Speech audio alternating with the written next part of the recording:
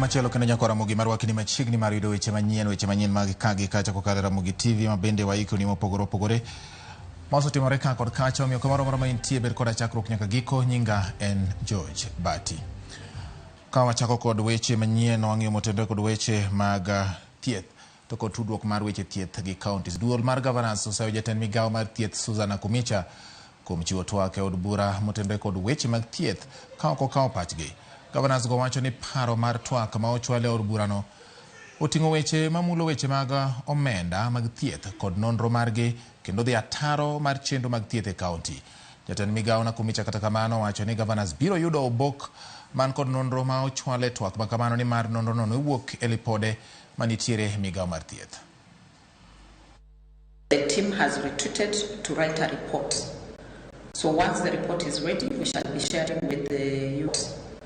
So once the report is ready, we shall be sharing with the COG and the governors the report from the assessment, which we hope that it will tell us what are the issues on human resource, what are the issues on HRH, what are the gaps and the need for any infrastructure and equipment, and eventually that we should be able to organize ourselves into primary care networks, which is the essence of this UHC. That's actually the foundation.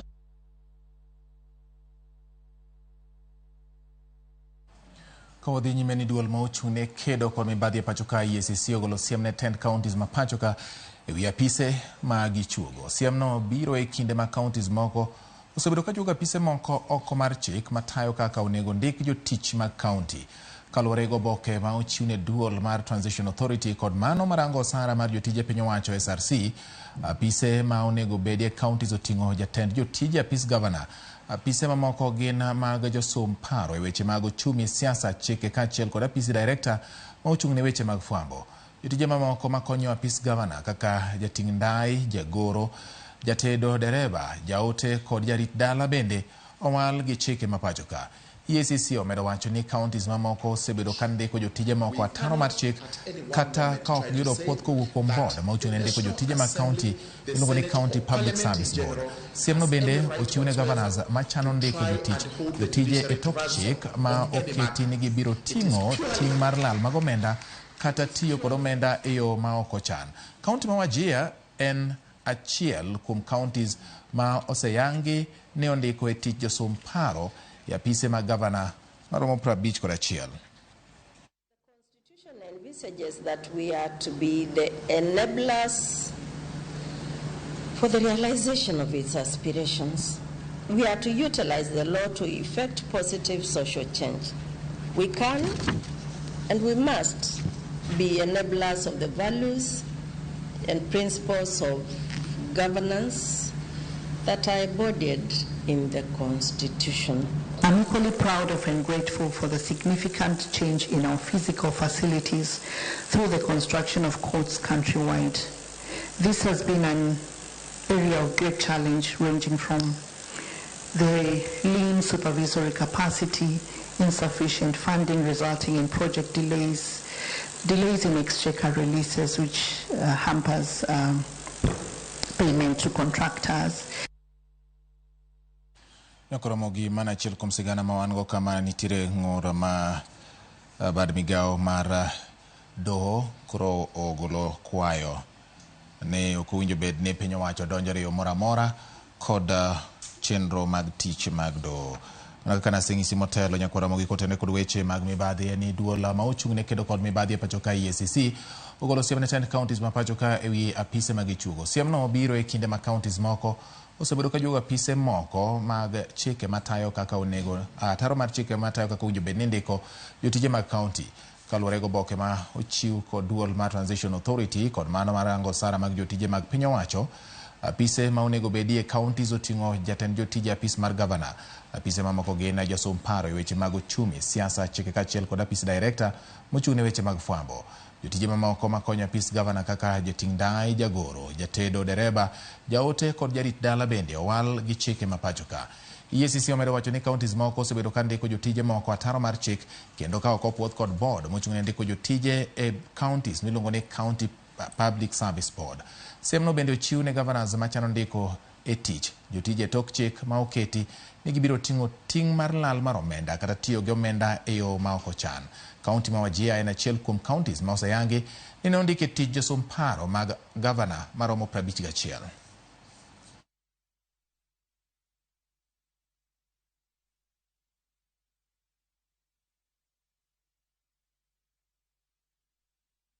Kaosure ni counties manitie alwora mar nam Lolwe koro wuok oko mondo mi oriwre yore mag kelo dongruok e kindgi kokalo riwruok e kindgi miluongo ni Kisihomi. Kaluwore gi jotend riwruogno ma bende oting'o counties kaka Kisumu, Siaya, Homa Bay kaachiel kod Migori moloso nying mar Kisihomi ma biro kelo ganda onagi kanyakla e yore mag puonjo kendo golo hola ne jogo ma ni kod chenro mag dongruok kaka pur gi ohala e kind mamoko. Riwruogni bende dhi chiwo thuolo mag tiegruok ne jokanyo mage mar medo jiwogi.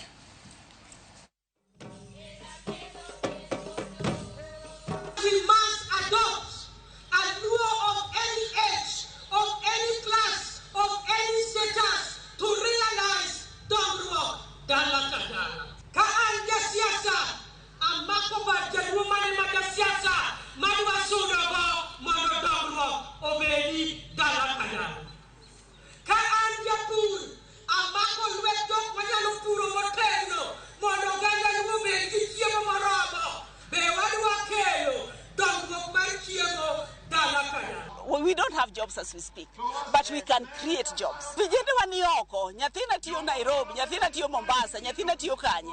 To samoro kama nyathini tiyo no, kata ot moro malong'o onge go. To dala moweyo to we puodho maber, to weyo dala maber, to kodwa dak dala nikech mano tijang'o, tich lwedo. Ere kaka wanyalo chako appreciate tij lwedo. Wadhi bedo gi gimiluongo ni TOT, trainers of trainers. Kore trainers of trainers gi tiende ni dhi puonjgi kaka ginyalo jiwo jowetegi e gwenge mopogore opogore. Mar ariyo gidhi bedo supported e weche mag dongruok. Koro kata koponi en weche mag poultries, weche mag kata mag dho nam, weche mag mopogore opogore manyalo kelo dongruok e gwenge. Molo bedo ni wategemea mana jotelo e mondo biyo sort out mondo sort out issues magwagi ok binyalore. Piny owacho dipo kawo iko moko kuom ringre manokwanye bungu ma Shakahola kaluwore ni anyuolgi oluor mar dhi iko gi miechgi.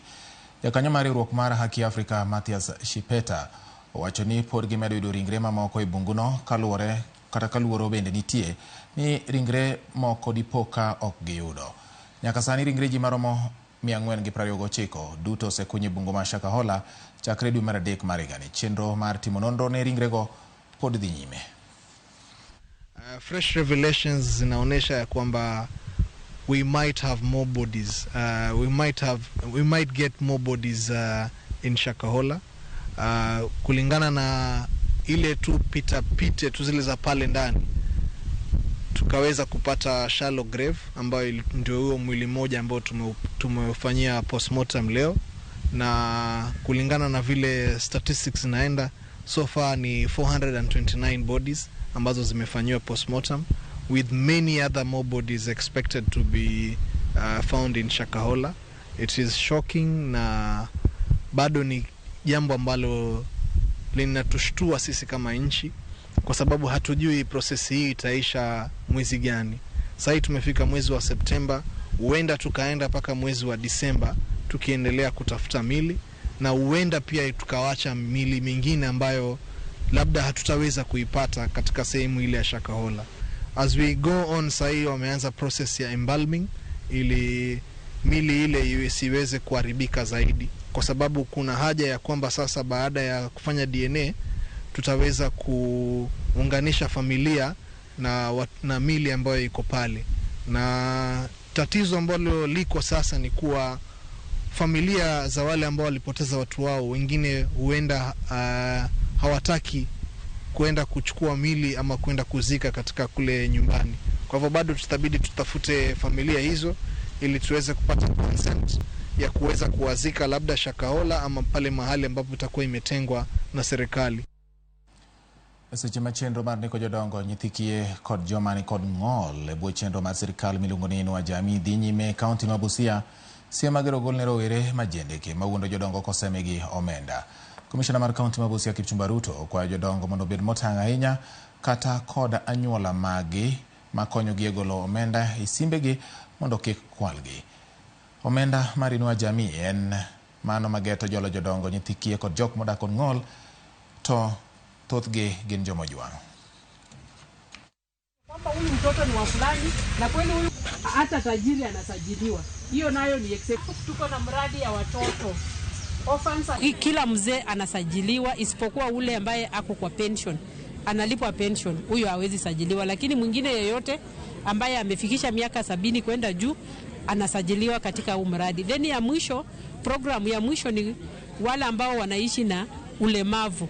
Wale ambao wako na ulemavu, na ni ulemavu ambao unawafanya hawawezi kujisimamia peke yao, hawawezi kujishughulikia, wako katika kuangaliwa na kutunzwa masaa 24 kusajili katika kaunti mzima 760 people. Kuna mikakati ya kulipa kila mtu mahali hapo, hata kama tuseme mtu maybe ako bedridden, kuna agent wanaenda mpaka hapo kwake wakiwa na maafisa wa social services ama wa children ama wa disability, na wanaweza kumlipa. Beneficiaries of Inua Jamii are going to be paid prior to the payment of salaries of civil servants.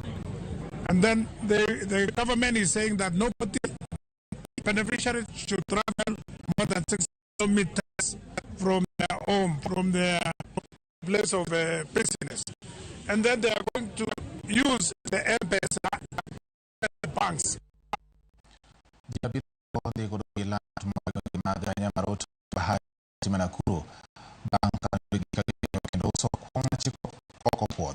Mabiro bang' obila timo pedha e gweng'no bang' yudo maling'ling ni jogo osebedo katimo ohalano e gwenge makono e yor akuo. Nahashon Ngugi Ndung'u ma en wuon ohalano maki kanyakla kod jotijene 6 ma gisebedo ka gitimo godo ohalano. Matimore kinde ma ot moro ma itime ohala mar uso kuong' ma chik ok oyie. Wang' pep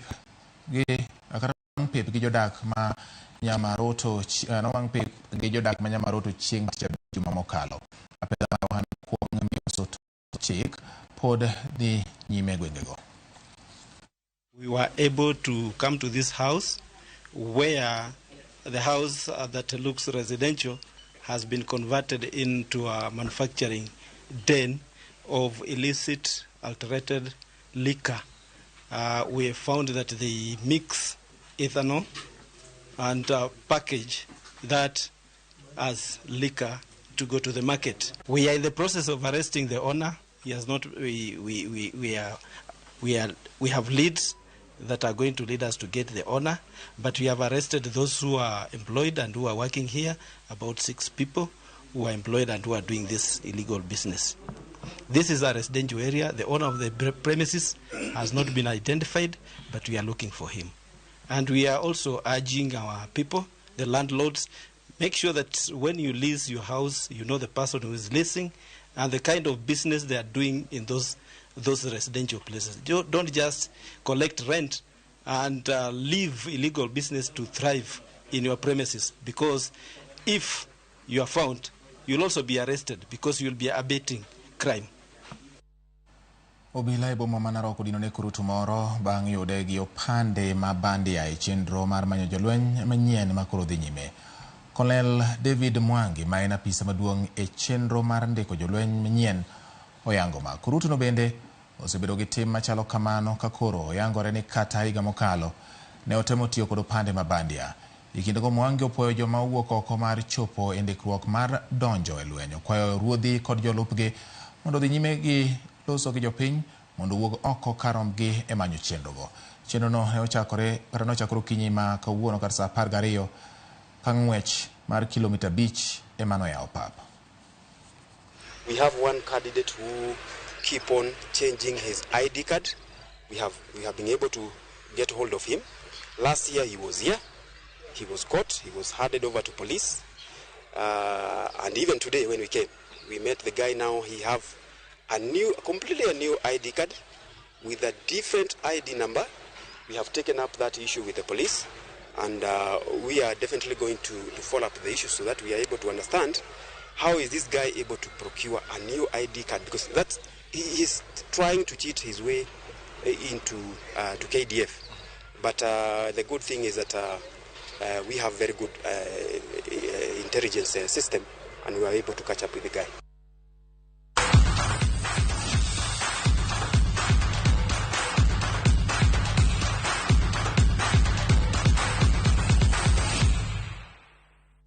Tuke lig duto mag opich okapu ochungi pachoka tok doho golo chik makabano. Dennis Opiyo ochopo nyim doho kodwaro mondo mi chung duol ma ochung ne tayo tuke mag basketball KBF, tayo season mar 2023-2024 to kod tuke mamoko motenre kod opich okapu. Jagoro mar KBF Ambrose Kisoi oyango ni barua manondik negi kod jokanyo mage to kod jotelo mag counties ni mondo chung tuke duto maga KBF kendo koro gibiro luwo chikno. Magi timore e kinde matielo mokwongo mag lig no tugi gi kodira mokalo ka lig ma piny bende nyocha ne ikruok mare osechakore.